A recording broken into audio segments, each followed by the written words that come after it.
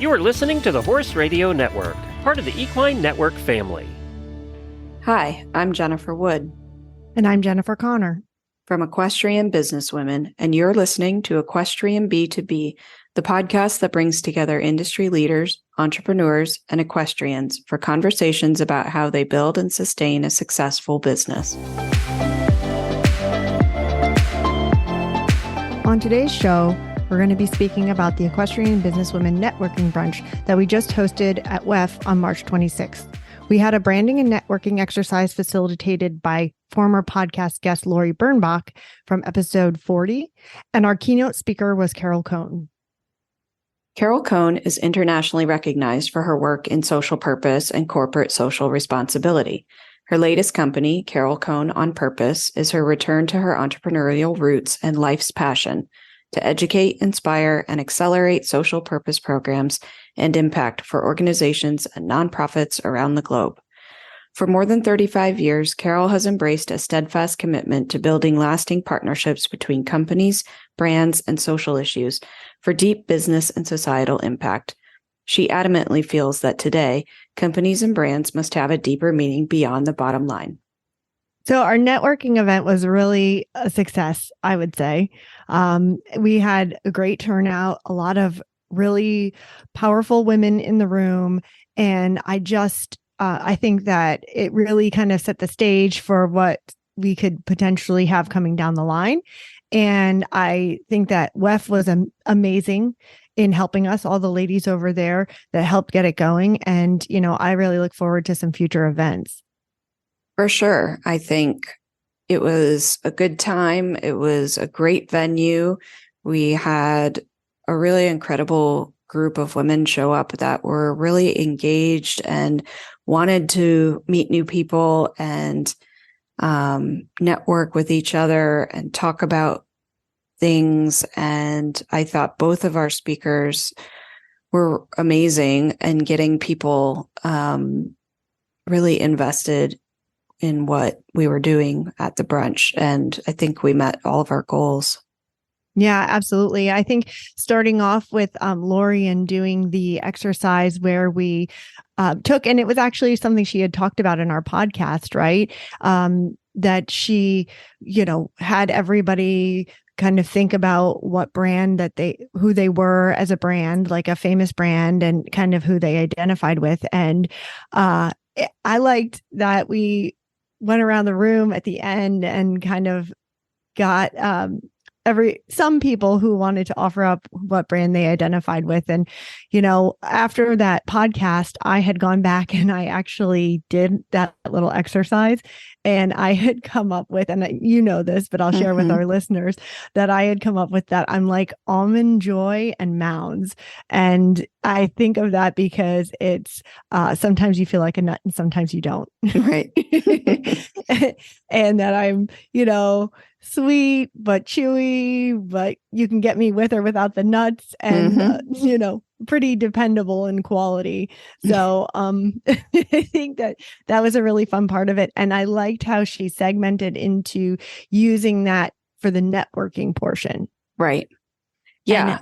I thought it was a great way for people to explain who they were and show their personality. And then after we had them fill out their form of what brand represented them, then they had to go talk to 5 people who they were not sitting with at their table and get to know them and share with each other. And so I thought it worked on both fronts, getting you to think about brand and think about yourself and how you're represented, but also meet new people and talk with them.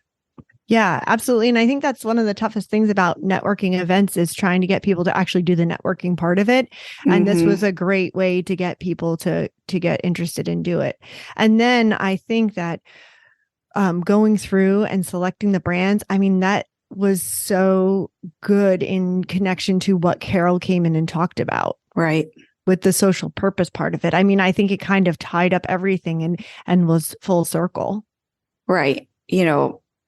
Carol gave an amazing speech, not only explaining social purpose and CSR, but really talking about who you are, as a leader, and who you are as a company, and what you want to stand for. And I thought that tied in really well to a brand that represents you too. The theme really came together with both speakers, and I think people really appreciated that. And it gave them a lot to think about. Oh, absolutely. And, I liked one of the questions where somebody stood up and asked, what if you have an unpopular idea that you want to stay connected to, right? And Carol was very clear about, what, if that's what you feel passionate about, you stand by your conviction of it, and I like that message because, that was a great question. And I think there's a lot of people who are, you don't want to just, some people just don't want to connect to something that's, the most popular thing. If they're really passionate about horse rescue, that's what they should stick to. Yeah. And I also loved, someone asked, I'm a small company. I am not making $2 million or however many millions of dollars. How can I have a social purpose, and what can I do to help besides giving dollars? And Carol had a fantastic answer of talking about all the different ways that you and your company can support what you stand for and be able to give back outside of just giving money. You can give your time, you can barter, you can, show support for it in a lot of different ways. And I thought that was really helpful because, a lot of her examples were Fortune 500 companies and what they do, and being able to transfer that to, I would say that probably not every single, probably 90% of the people who are at that brunch have companies that are not huge corporations. Right. And that needed to translate into, what you can do when you're smaller. And I thought that really resonated with a lot of people. Well, I've kind of heard that before, sitting on the boards of a couple of nonprofits that I sit on. And, a lot of people with a lot of money usually sit on boards because they just pay to be there. They can give their money. I am not in that situation. And most of what I offer to a nonprofit and being on the board is sweat equity. Yes. And, I roll up my sleeves. I go and ride horses if I have to, or I show up at a camp and I give a talk, or I, help do something with that. When I'm in, and I have to be physically involved. And there's, there are boards that are working boards where people have to put in the sweat equity to do it, to make it sustainable if you don't have the funds to do it. So it was a really great point. And you're right, most of our guests that were there, they are in a similar situation where it's not that you can just hand over all of your money to do it. But and the other thing that I really liked that she was talking about is how many companies are starting to really have a social purpose. And that's attractive to a lot of younger generations, that people want to be connected with that. Well, and that's what she started out with, was this is what your consumers are going to expect in the coming generations. And social purpose is not something that that you should do because it looks good. It's something, you should do because you should be a good person and give back and, support other things. And B, because your clients, your customers are going to expect it. There's going to be a day where if you don't stand for something, then people aren't going to buy your product or use your service. Yeah. And you're not going to be able to find employees either, because that too, right. It's not just, people want to work for a company that they know values something and values them, and, makes it a point to be a company that thinks about things other than the bottom line and making a profit. Yeah. Yeah. And I think that that's going to be really important going forward. I mean, even in some of the more current marketing books that I've read, they talk about the story and, creating your story. And that's what people are buying products off of. It's not so much advertising and, old school marketing. People are becoming connected to places because of the story that they're telling. And that's a huge part of a story. Right. So I think it goes on more levels than just, charity. It goes to your marketing and your sales as well. For sure. Yeah, it's going to touch every part of your company, whether you're making products that need to be better for the environment, that don't use as much water, that are sustainable, that are not, fast fashion, that, use questionable practices overseas. And, it's definitely come to a point where you have to think about not only how you're making something or how you're going to provide something, but from start to finish throughout the entire process of, starting a company and getting your products made and selling them and how you're marketing them. And, everything, every part needs to be touched by this. Yeah. Well, I mean, even I loved her example with Aflac. And I mean, I didn't even know that was actually going on, right? Yeah, I mean, me either. So I think she brought a lot of awareness to that. But for our listeners, Aflac, they have the duck, and the duck is a funny symbol, but they wanted it to be connected to something. And it ends up that they have connected it to cancer in children, and it becoming this type of technology where the duck can help the kids communicate and, be there to help them feel good. And if you Google the Aflac duck, you'll come across a video, and it's the video that she showed us. And it just really goes to show you that, yeah, like they took this gimmick that they had, this duck, and they realized that, yeah, it's great, but you know what? He can help us move the company forward for a mission. Mm-hmm. Yeah. And, just the sheer impact that they had was really moving. And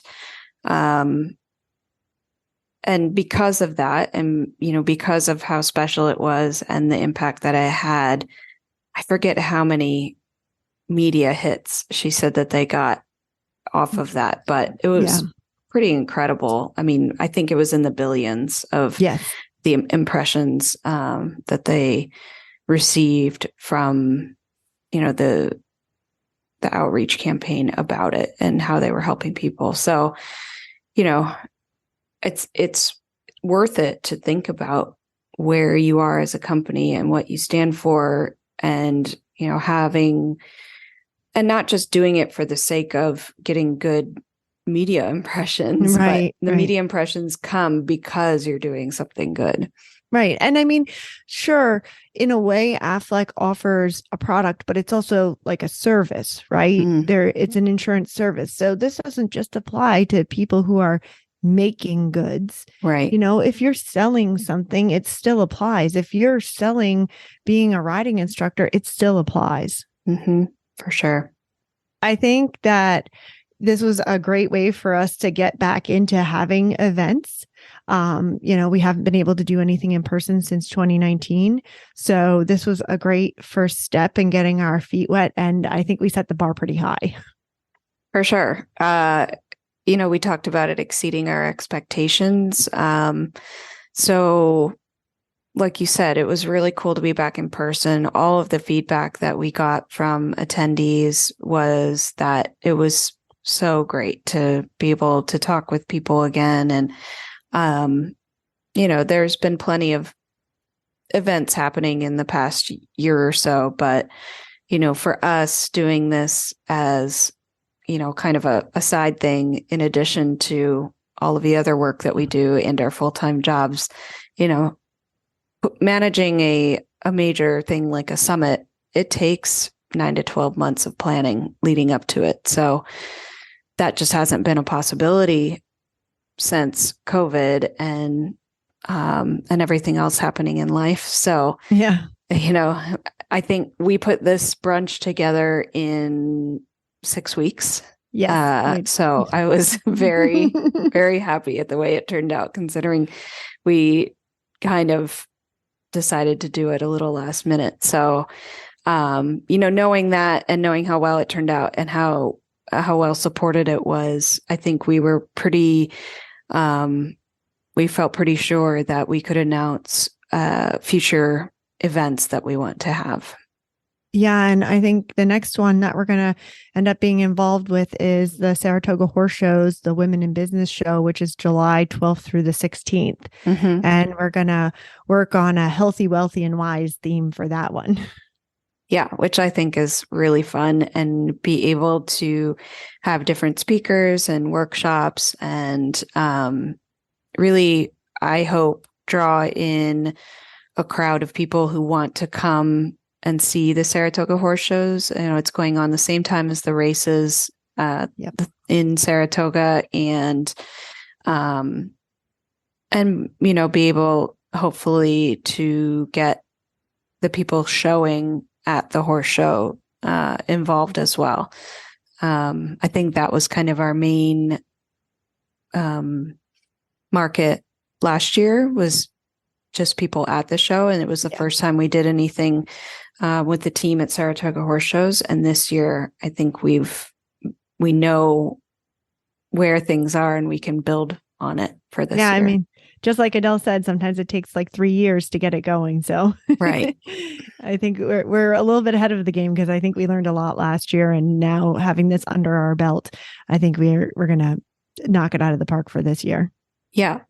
So I think everyone needs to make plans to come to Saratoga in the summer. Absolutely. It's an amazing city to visit, and there's lots to do. And then our third event for 2023 is a networking brunch on the West Coast. So we want to be able to reach those people who have expressed so much interest and definitely want to be involved, but it's a hike down to Florida if you live on the West Coast. So we want to have something for them as well. And we'll be announcing more details on that, in the coming month or so. But I think that'll be another great event to be able to talk to even more new people. Absolutely. So that's great for 2023. But I think that we've already kind of planned that we're going to do something back at WEF in 2024, a full-blown summit. We don't have the dates yet on that, but that is definitely something that we really want to do, because it just turned out so well. And we're great to work with. Yeah, I think hosting it at Wellington International during the Winter Equestrian Festival is a no-brainer. There's already so many people in the area in lots of different disciplines. I mean, there's hunter jumper, there's dressage, there's polo, there's racing. So, everything that's happening in South Florida, and we're looking at in January, there's, I think, lots of people who would want to come. And when we had planned the summit in 2020 in Las Vegas, we were really bold, and we wanted to do a lot of things. And I think we can take ideas from that and see what will fit going around this time. But for sure, cocktail parties and speakers and panels and workshops, really having a wide variety of things that can cater to different types of people and, what you want to learn and what is important to you. So I think anyone who has ideas or wants to contribute or wants to have their company be a partner, we're totally open at this point to, just hearing from everyone. So if you want to reach out to us and be a part of it, it's info@eqbusinesswomen.com. Just send us an email, and we'd love to hear your ideas too. Yeah. And we're always open to people being guests on the podcast as well. Yeah, definitely. Tell us what your business is. Yep. Yeah. what have you learned? What can you help our listeners with? So, like we said, it's always for us about conversation and keeping it going and being able to share more. So I think there's lots of people who would want to help us with that. I know today was kind of a short one, but we've got a lot going on, lots of travel. We're all over the country. So we're going to wrap up and say, if you want to find the links to today's episode and the show notes at www.eqbusinesswomen.com. Equestrian B2B is out twice a month on the 1st and the 15th. You can find out more at eqbusinesswomen.com and follow us on Facebook and Instagram. Find Equestrian B2B wherever you get your podcasts, and be sure to follow, subscribe, and leave a review. You can have all 20 plus shows of the Horse Radio Network with you wherever you go with their free app for iPhone and Android. Go to your app store and search Horse Radio Network. Now go find your purpose.